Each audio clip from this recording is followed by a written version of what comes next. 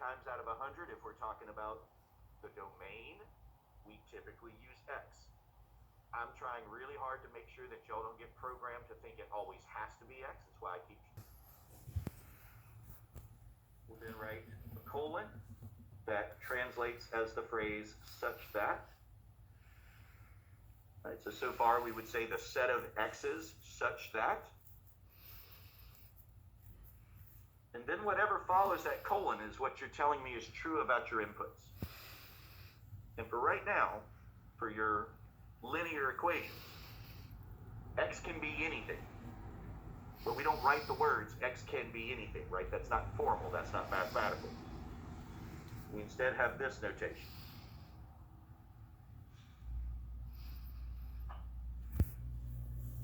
Anybody remember what that rounded E translates as? We talked about it August, September. Not really used it, so I'd be really impressed if you remembered.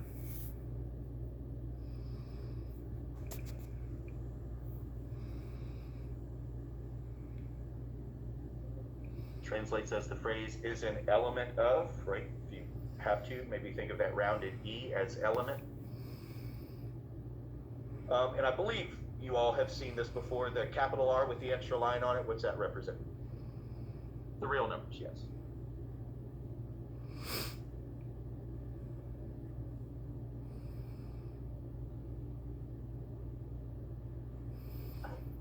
So no longer will we say things like X equals all reals, or X equals all real numbers.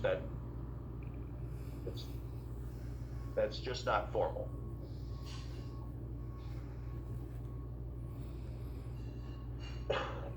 Interval notation, and Springboard uses both. AP Calculus uses both, and that's what they're trying to kind of condition you to be ready for. It's going to look like an ordered pair, right? We're going to have two things on the inside of parentheses, but it is not an ordered pair. We're only talking about one variable. We're only talking about one dimension.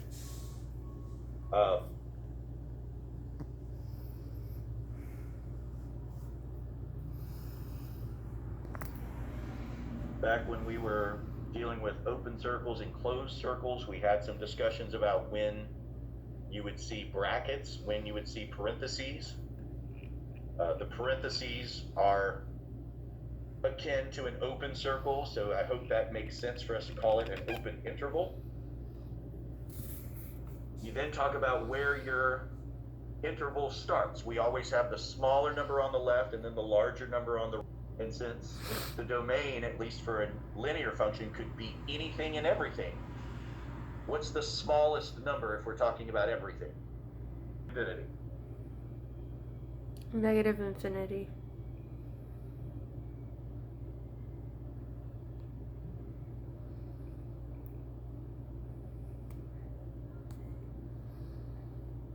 Starting value, ending value.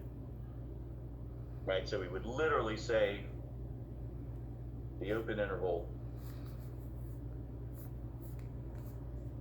from negative infinity to positive infinity. Right, where do you start? Where do you finish? I go through this because there will be literally one or two questions in the homework where they give you the domain written in set notation, or they give you the domain written in interval notation, and they're going to ask, what would that be on the inverse?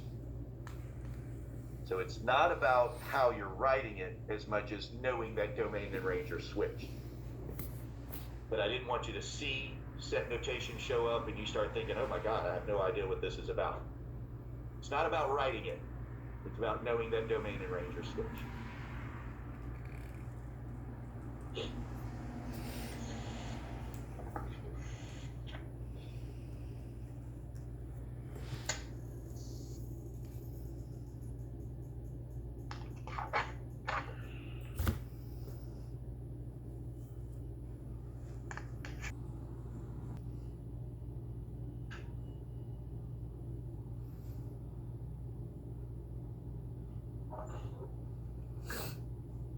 What I don't want to do is make it obvious by like highlighting ordered pairs.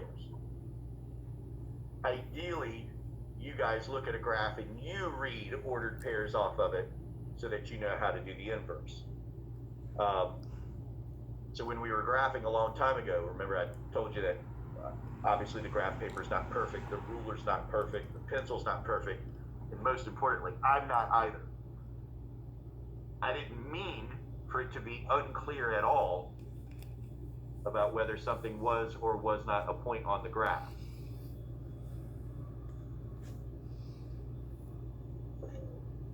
So maybe,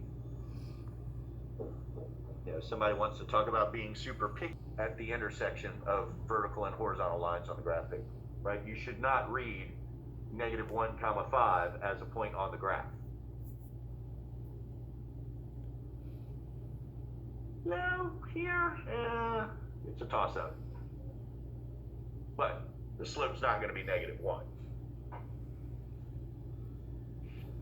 Same thing here. This is not 3, 0. That is not a point on the graph. You should not just say, draw a big old circle here and say it's going through 3, 0. We're trying to use the best points we possibly could.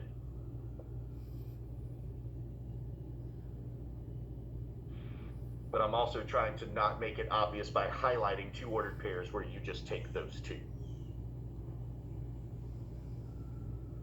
3, 4, 5 points. I thought we had taken care of this back in September.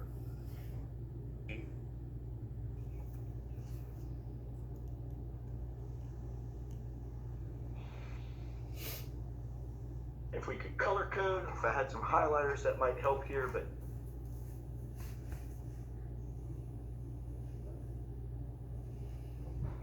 can't even find what, I didn't label it, that's why. The original equation that I drew, I pointed out -2, 6 and 5, -2. There were a couple other points you could have used. I think you could tell me that was just as good of a point considering the width of the pencil lead going through it. I could see that. But taking the reflection of 6, -2, that ends up at -2, 6. And the reflection of -2, 5 ends up at 5, -2. And if we're zoomed in, it's probably not as clear. But if we zoom out, there's the line y = x. And we for sure see reflections. This piece of my line here would be reflected kind of on the bottom part down here, and vice versa.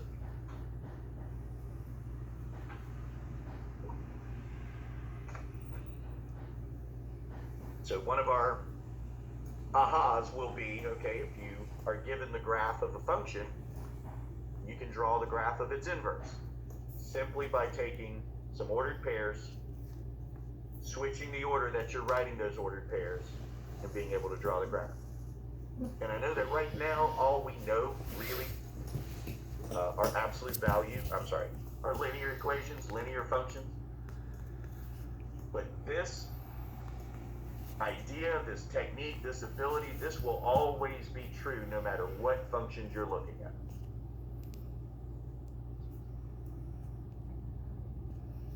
Lillian, what you trying to see?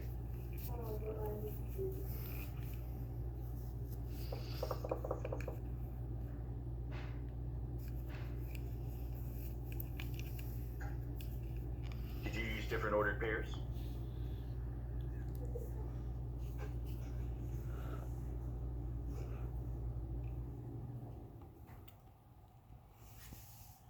I think -3, 7 could have also been a point if any of you used that one. And then you would have 7, -3. I think those are.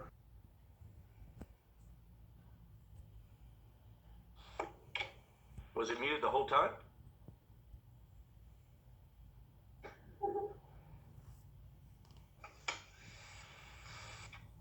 Because I don't think I hit it. My worry is that it would have been muted the whole time.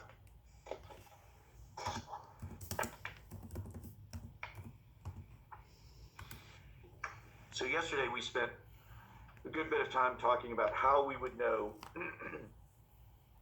if two functions are inverses. We had the definition of inverse, where you would do both compositions.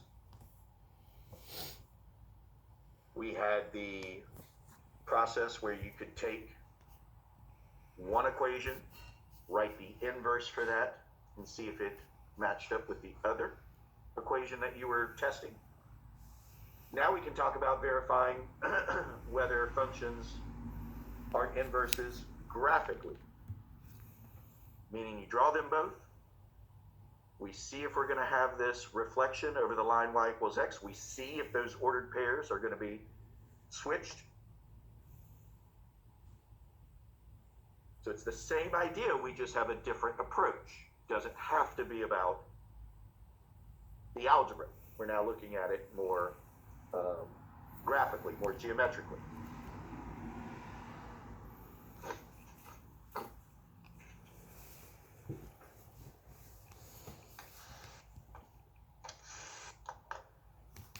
Possible, things that we don't have to scale, things we don't have to approximate, things that you can draw with precision.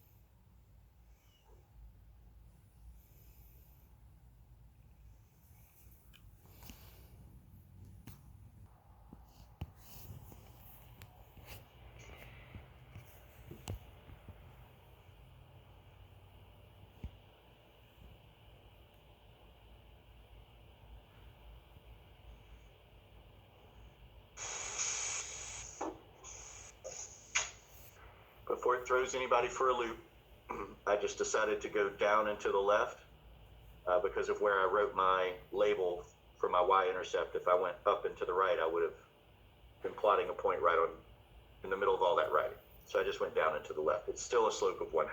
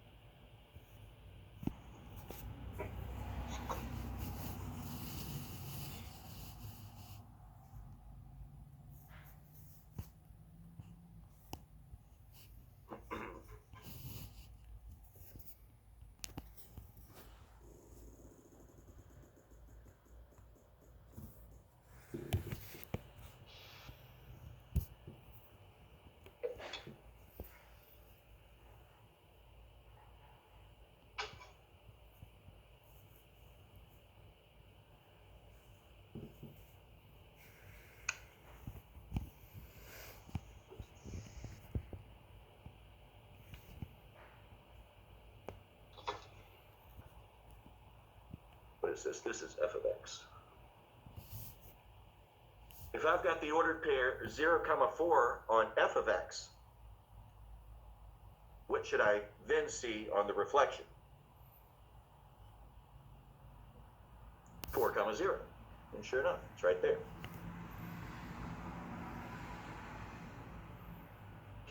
If I've got -2, 3 on f of x, what should I see on the reflection? 3, -2. Sure enough, it's there. The 1, -6, that's on g of x. It should be at -6, 1. Right, so this is how we know that the two graphs that we've drawn are inverses of one another. It's not just seeing them intersect. Yes, drawing that dotted y equals x line through there will show you the symmetry. But algebraically, what it means is that your inputs have become outputs, your outputs become inputs, and so on.